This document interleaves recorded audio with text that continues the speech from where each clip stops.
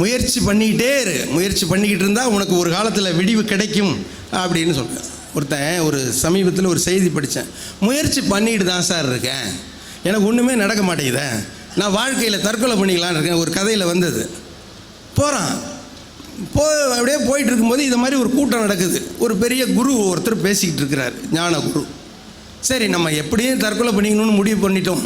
அந்த என்ன பேசுகிறாருன்னு தெரியும், கடைசி ஆளாக நின்று கேட்டுக்கிட்டு இருந்தான்.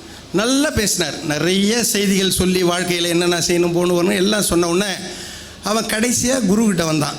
எல்லாரும் கலைஞ்சி போன உடனே, சாமி இதை மாதிரி நான் தற்கொலை பண்ணிக்க போனேன், உங்கள் பேச்சை கேட்டேன், எனக்கு ஒரே குழப்பமாக இருக்குது, நான் வாழறதா போகிறதா அப்படின்னு. உடனே குரு கேட்டார், தற்கொலை பண்ணிக்க நீ என்ன முடிவெடுத்த அப்படின்னா.